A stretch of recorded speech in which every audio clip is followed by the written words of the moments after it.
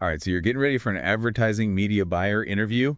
Exciting ride. We got some RoleCatcher resources to help you just absolutely ace this thing. I like to think of it as like a secret weapon, for your career arsenal. I love that. Hmm. Okay, so first things first, let's break down what an advertising media buyer actually does. Talk about how they analyze media trends and negotiate those awesome deals and make sure ads hit the right people at the right price. Yeah, it's about that blend of analytical skills and creativity. Okay, so now we have a better idea of what the job is all about. Let's get to the interview prep. RoleCatcher gave us 9 common questions that you're probably going to see, and we're going to break each one down to help you make your answers really stand out. Think of it as like your interview playbook. All right, let's start with the first one. What inspired you to pursue a career in media buying? It seems kind of simple, but I bet there's more to it than meets the eye. Yeah, you're right. They don't just want to hear, oh, I've always been interested in advertising. They want to know your why. Mhm. What made you passionate about this? Was it a specific campaign that just blew you away? Or maybe a mentor who inspired you? So it's about showing that genuine excitement and then connecting it back to some experience you've had. RoleCatcher also mentions some follow-up questions you might get for this one. What are some of those? Oh, they might ask you to give more detail about an experience that you mentioned, or they might ask about your long-term goals. Like, where do you see yourself in this field in the future? Yeah, that makes sense. It's not just answering the question, but being ready to go deeper. Okay, let's move on to question number 2. How do you stay up to date with the latest media buying trends and industry news? I'm guessing that's pretty important in a fast-paced field like this. Oh, absolutely. Yeah. This is all about showing that you're committed to constantly learning because things are always changing. So saying something like, I check industry websites sometimes, Yeah. probably isn't going to cut it. No, not really. Think about specific things you use. Do you follow certain people on LinkedIn or subscribe to any publications? Maybe you go to webinars or conferences. And RoleCatcher's Career Guide mentions that staying current with media buying software and tools is also super important. And that makes a lot of sense with everything being digital these days. Uh, Okay, so what about those follow-up questions for this one? They might ask you about a specific trend that you've been paying attention to, or maybe how you've actually used new information in your work. And they might want to know where you get your info from, your go-to resources. So it's about showing that you're really involved in the industry and not just passively taking in info. All right, let's try question number 3. How do you prioritize and allocate ad budgets across different media channels? This sounds like you need some serious strategy here. Yeah, it does. They're looking for analytical skills and the ability to make decisions based on data. Yeah, I was randomly picking media channels up. No, definitely not. They want to see that you're methodical about evaluating different channels and figuring out where to spend the money to get the biggest impact. You want to start by showing that you understand the client's goals and who they're targeting. So you're not just picking things at random. You're basing your decisions on real data about the audience. RoleCatcher's Career Guide talks a lot about market research and consumer behavior. Ah, How could you use that in your answer? you could mention conducting in-depth market research to really figure out the media habits of the audience, like what platforms they use, how they react to different ad types, that kind of thing. And don't forget to mention tools you've used, like Google Analytics or those dashboards for social media. Right, because talking about those tools shows off those analytical skills. Yeah. Okay, so follow-up questions. What do you think they might ask? They might ask about a campaign where you had to spread the budget across multiple channels, or about your experience with A/B testing or other ways you've optimized campaigns. So you have to be prepared to go beyond those general concepts and give specific examples. All right, this next one from RoleCatcher is a bit intimidating for me. It's about negotiation, which I'm not so good at. No, negotiation can be tough, Really? but it's a great way to show off communication skills, strategic thinking, and how well you build relationships. Okay, let's hear it. What's question number 4? It's how do you negotiate with media vendors to secure the best rates and placements? I'm guessing going in with a take it or leave it attitude is not the right approach. Uh-huh, probably not. They want to see that you're persuasive and assertive, but also respectful and that you can work together. Negotiation is a really important skill for this role. RoleCatcher's Career Guide even says so. So what are your tips for answering this one? First, focus on building relationships with media vendors. Treat them like partners, not enemies. Then show that you know what the market rates are and that you can research and compare prices from different vendors. So be prepared and informed. Don't just wing it. Exactly. And when you talk about your negotiation tactics, make sure you focus on those win-win solutions. Talk about times you've gotten good rates and placements, but also make sure the vendor was happy too. RoleCatcher also mentions using AI to help tailor your resume and practice answers for specific jobs. Could that be helpful here? Absolutely. AI can analyze the job description and tell you which negotiation skills to highlight both on your resume and when you're answering questions. It's like having a personal coach for your interview. That's really cool. Yeah. What about follow-up questions? What might they ask about? They might ask about a particularly tough negotiation or how you handle things when you and the vendor don't see eye to eye. So be ready to share your negotiation wins, but also talk about how you deal with those tricky situations. Okay, let's move on to number 5. How do you measure the effectiveness of a media campaign?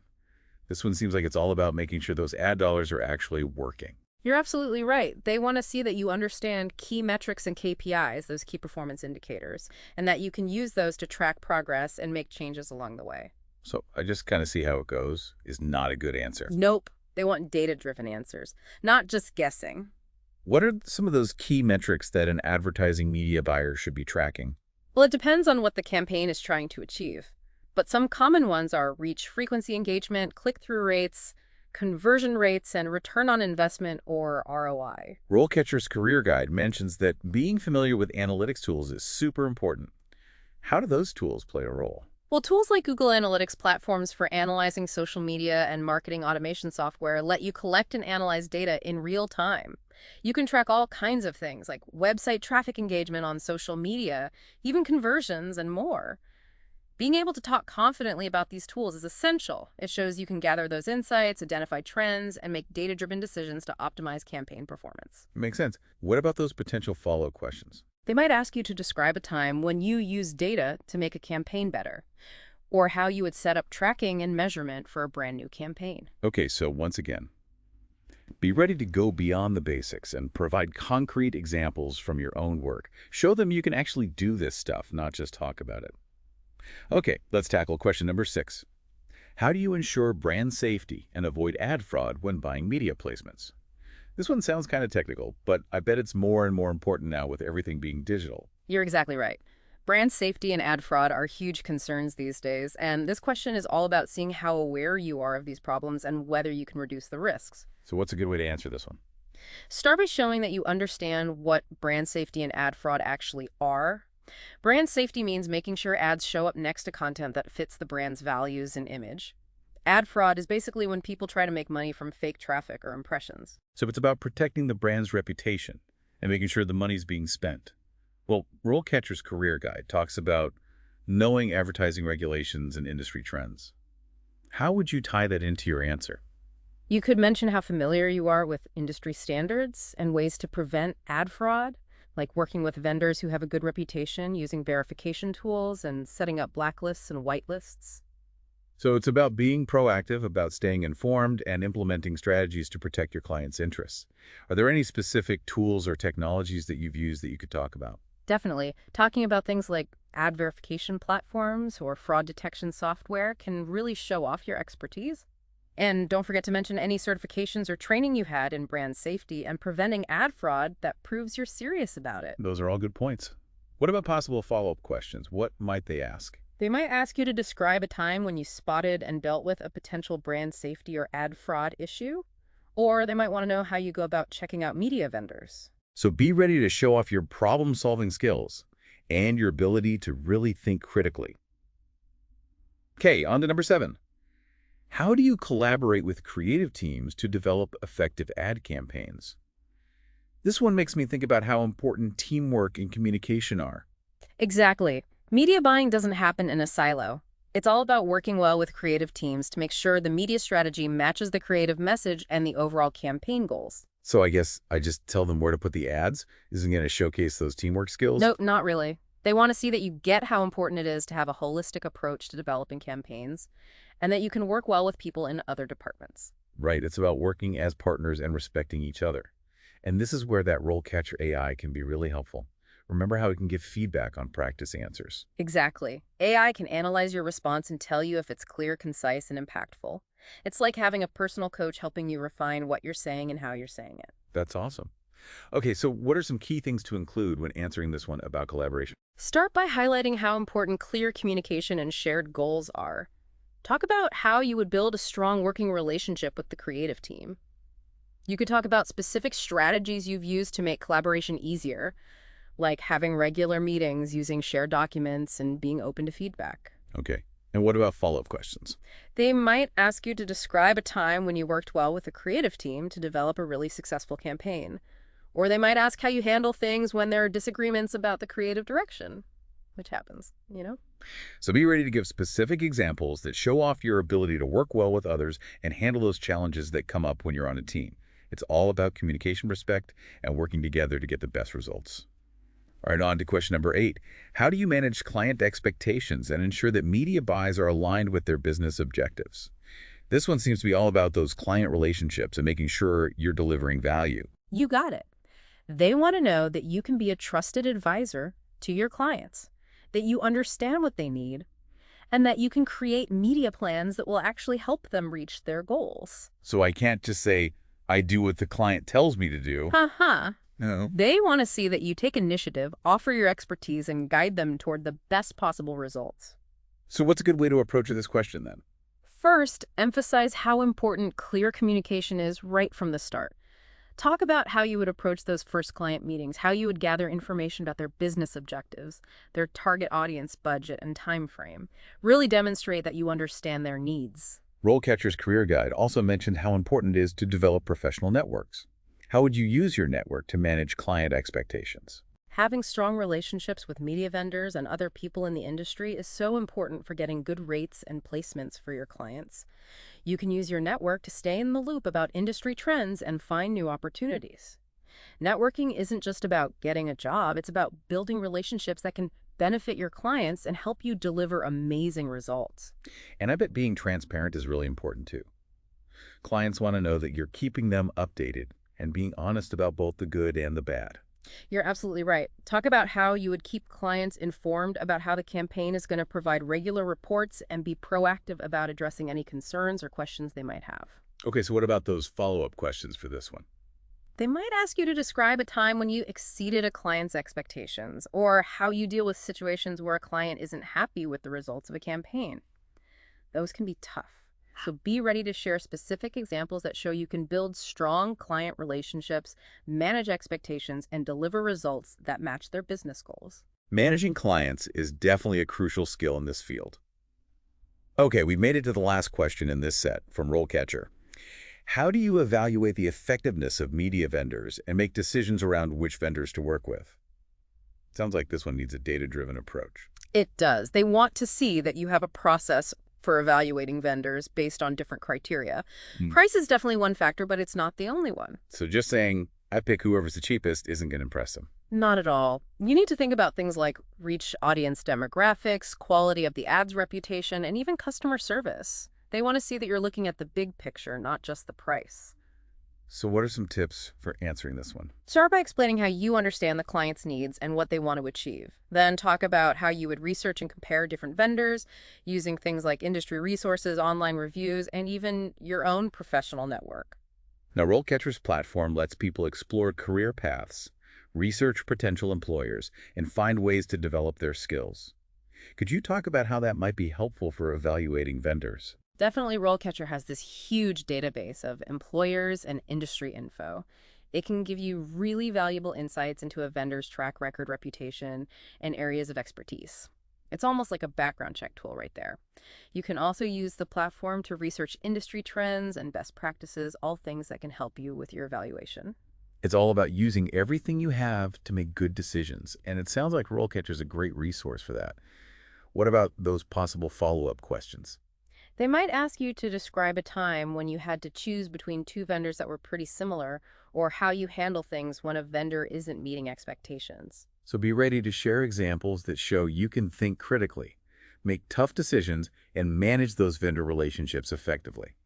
It's all about being a smart negotiator, a strategic thinker, and always keeping the client's best interests in mind. Exactly. Choosing the right vendors is crucial for a successful campaign. Well, we've covered a lot of ground in this first part, breaking down those 9 common interview questions and really digging into what interviewers are looking for. We've given our listeners some great insights and strategies to help them prepare. And remember, even though we've reached the end of part 1, our deep dive isn't over yet. In part 2, we're going to keep exploring this world of advertising media buying and dive into even more tips for acing that interview. So stay tuned for that. We'll be right back with more insights and advice. I can't wait to hear what else we uncover. Welcome back. As we've been going through these questions, it's really striking me how much this role is both art and science. Yeah, you need the analytical skills to crunch the numbers, but you also need to be creative to connect with those audiences. Exactly. It's that balance of the left brain and the right brain. So let's keep working those brain muscles and get back to those interview questions. Ready for the next one? Hit me. All right. Question number 9. How do you stay informed about industry trends and emerging technologies in the advertising media buying landscape? This really highlights how important it is to stay ahead of the game in this fast-paced field. It's not just about reading articles every now and then, right? Yeah, no, definitely not. This question is all about showing that you're proactive and always looking for ways to learn and grow. It's about showing that you're not just keeping up, but actively trying to be ahead of the curve. Okay, so how can someone really nail this answer? Think about specific publications, blogs, podcasts, or even people you follow in the industry. Mentioning names like Ad Age The Drum or Marketing Dive shows that you're paying attention to respected sources. And from RoleCatcher's Career Guide, we know that going to industry events and conferences is important. So think about how you can talk about those experiences in a way that stands out. So instead of just saying, I went to a conference, I could say, I recently attended conference name and learned about the latest advancements in programmatic advertising. Exactly. It shows you're not just there to socialize, but you're actually learning and applying it to your work. And don't forget about online learning platforms either. Talking about courses you've taken on Coursera, Udemy, or even platforms like Google or Facebook shows that you're committed to expanding your skills. It makes you look like someone who's really invested in their career. What about follow-up questions? What might they want to know more about? Well, they could ask you to talk about a specific trend that you're excited about or how you've used what you've learned to improve your work. Be prepared to not only talk about where you get your information from, but also why it matters and how you actually use it to develop strategies. So it's about connecting the dots between staying informed and actually doing something with that knowledge. Now, earlier you mentioned that RoleCatcher's AI can help candidates get discovered by employers. Can you explain how that works in terms of continuous learning? Sure. When you regularly update your RoleCatcher profile with news, skills, certifications, or projects, it makes you more visible to employers who are specifically looking for those qualifications. It's like having a resume that's constantly updating itself.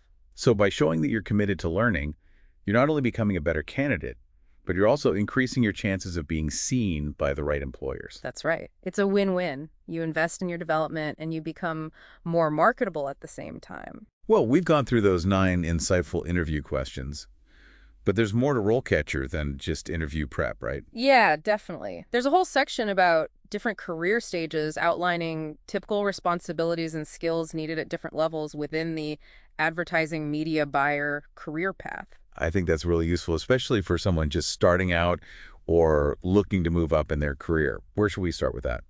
Let's start at the beginning with the entry-level position, advertising media assistant. Okay, so if you're just starting out, what kind of things can you expect to be doing as an advertising media assistant?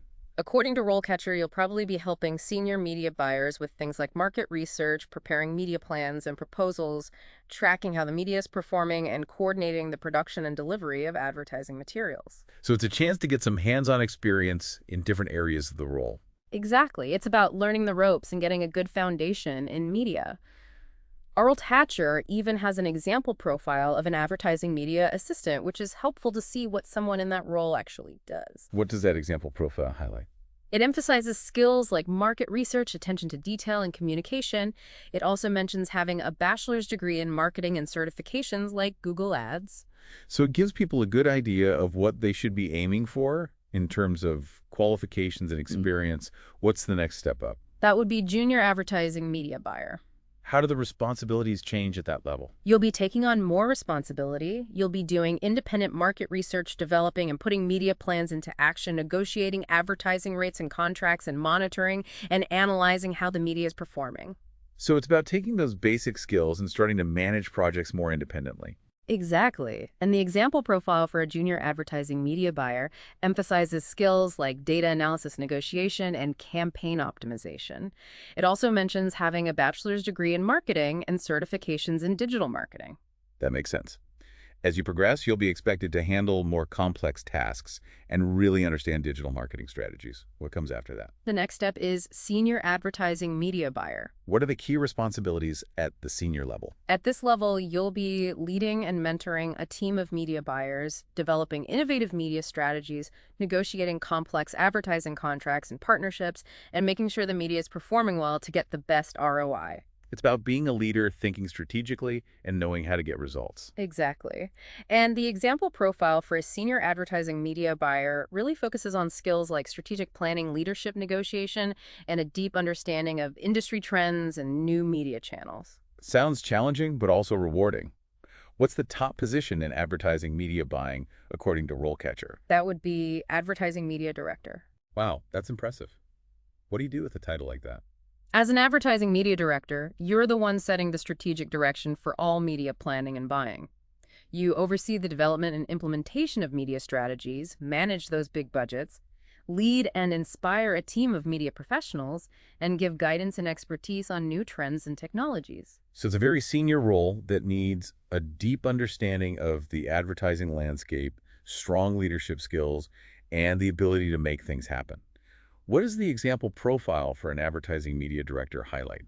It emphasizes strategic leadership, budget management, client relationship management, and having a visionary approach to media planning and buying. It's pretty inspiring to see how far you can go in this field. You can start as an assistant and potentially work your way up to a director level. Absolutely. And RoleCatcher helps you along the way with valuable insights and guidance. Now, aside from those career stages, are there any other resources from RoleCatcher that you think are especially useful for people who want to get into advertising media buying? Definitely. They have a section called Pros and Cons, which is really good for anyone thinking about this as a career. Okay, let's take a look at that. What are some of the pros that RoleCatcher highlights? They talk about things like high earning potential, a fast-paced and exciting work environment, and the opportunity to work with different clients and industries. They also mention the creative side of the job and being able to negotiate good deals. Those all sound pretty good. What about the cons? Are there any downsides to think about? Well, like any job, there are challenges. RoleCatcher mentions things like high pressure and stress, long hours, and the need to constantly stay updated on what's happening in the industry. I imagine that relying on client budgets and dealing with market changes could also be stressful. Exactly. It's a competitive industry that can be affected by things like economic downturns. So it's important to know both the good and the bad before you jump into this field. Definitely, RoleCatcher gives you a balanced perspective so you can decide if it's the right path for you. And even if media buying isn't the perfect fit, a lot of the skills we've talked about today can be used in other marketing and advertising jobs. That's true. Skills like analytical thinking, communication negotiation, and client management are valuable in a lot of marketing and business roles. Well, we've really gone in depth on this topic. We've talked about the core responsibilities of an advertising media buyer, broken down those interview questions, and explored the career path. I think we've given our listeners a really comprehensive guide to getting ready for that interview. And don't forget about those awesome resources from RoleCatcher. They've got everything from AI tools to a huge database of industry info and career guidance. It's amazing what they put together. Before we wrap up, though, I want to leave our listeners with something to think about. The media world is always changing, but the power of human connection stays the same. As media buyers, you're not just analyzing data and making deals. You're connecting brands with people telling stories and building relationships. I like that. It's about understanding your audience, their needs and their aspirations, and finding creative ways to reach them. So remember, it's not just about the numbers, it's about the people. Now, there's one more thing we need to talk about before we finish this deep dive. We need to prepare you for those unexpected curveball questions. So stay tuned for the final part where we'll go over how to handle those and leave you feeling ready for anything they threw at you. All right, welcome back to our final part of this deep dive on advertising media buyer interview prep. So we've talked about the technical skills you need, but what about those softer skills, those personality traits that make a candidate really stand out? Oh, yeah, those are crucial. It's not just what you know, it's how you deal with challenges. Work with others, present yourself, and that's where those tricky curveball questions come in. Those always throw me off. What are some examples? Well, a common one is tell me about a time you faced a challenge at work and how you overcame it. It's a classic, and they really want specific examples. So instead of just saying, I face challenges sometimes, I should give them a real story. Exactly. Describe the challenge in detail, the steps you took, and the outcome. Show them you can think on your feet and be proactive. And it's not just about problem solving, right? It's showing resilience, communication skills, learning from your mistakes. Exactly. Those are all things employers look for no matter what the job is. What other curveball questions might they ask? Oh, there's the classic. Tell me about your greatest strengths and weaknesses. Ugh, sounds tough. How do you talk about weaknesses without sounding unqualified? The trick is to choose a weakness that you're actively working on and frame it positively. So instead of, I'm terrible at public speaking, I might say, I'm improving my presentation skills by taking a course and practicing with my team. Perfect. It shows self-awareness and a desire to grow. And when you talk about strengths, be specific and give examples of how they've helped you succeed in the past. And RoleCatcher's AI can help with this too, right? Yeah, Giving feedback on your answers and refining your delivery. absolutely. It can analyze your responses and suggest improvements. It can even help you pick out strengths and weaknesses that fit the job you're interviewing for, like a personalized feedback system. It really does seem like RoleCatcher has it all figured out. They've done a great job. And remember, even though these curveball questions don't seem directly related to media buying, there's still chances to show off your skills, personality, and enthusiasm for the field. So don't underestimate them. They can really make a difference in how the interviewer sees you. Definitely. They give the interviewer a better idea of who you are and how you might fit into their team and company culture. Well, I feel like we've really covered a lot today.